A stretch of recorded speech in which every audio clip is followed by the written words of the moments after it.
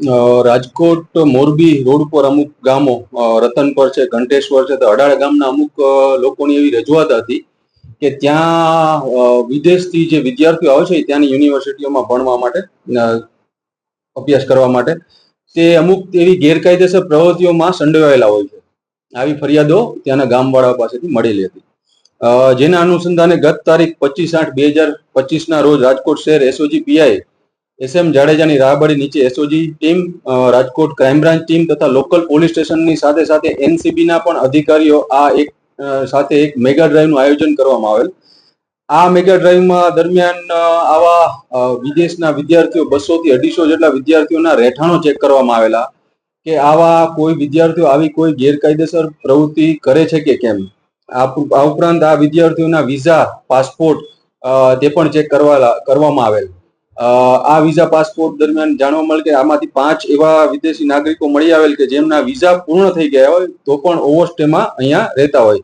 હાલ આ તમામ નાગરિકોનું ડિટેન કરી અને તેમને ડિપોર્ટેશન કરવાની કામગીરી ચાલુમાં છે.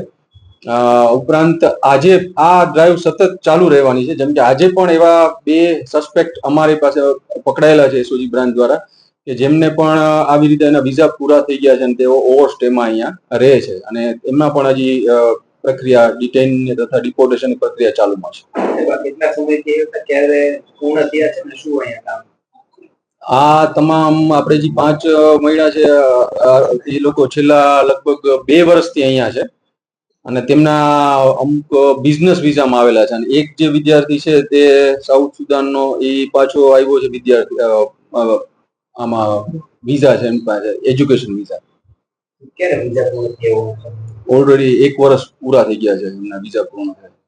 તો આ તો બધું ઓનલાઈન પ્રક્રિયા, ઓનલાઈન પ્રક્રિયામાં વિઝા પૂરા થઈ ગયા, ચેકિંગ હજી એમાં ચાલે છે કે લોંગ ટર્મ એના વિઝા પૂરા થયા છે એમને અમુક ટાઈમ આપવામાં આવે છે. આ વિદ્યાર્થીઓને જ્યારે વિઝા પૂરા થઈ જાય છે એમને એક ટાઈમ આપવામાં આવે છે અને આવી જ રીતે NCBના પણ અધિકારીઓ સાથે આ કરીને એક આ મેગા ડ્રાઈવનું આયોજન કરવામાં આવેલ. તેમાં તેમના વિઝા અમુક ચેક કરી અને તેમની સાથે ડિપોર્ટેશનની કાર્યવાહી કરવામાં આવે. હાલ આ તમામના રહેઠાણો ચેક કરતા તેમની પાસે અત્યારે વિઝા, તેમના પાસપોર્ટ ને વિઝા પૂર્ણ થયા એ જ ફરિયાદ અને એ પ્રવૃત્તિ સામે આવી છે. બાકી બધામાં હજી તપાસ તજવીજ ચાલુમાં છે. આ લોકો મુખ્યત્વે તમામ RK યુનિવર્સિટી તથા મારવાડ યુનિવર્સિટીના વિદ્યાર્થીઓ છે, તો ત્યાં પણ હજી ચેકિંગ ચાલુ છે. આ ડ્રાઈવ સતત ચાલુ રહેવાની છે. આ ડ્રાઈવ દરમિયાન ધીમે ધીમે કરીને ઘણા બધા આમાંથી પ્રવૃત્તિઓ સામે આવશે.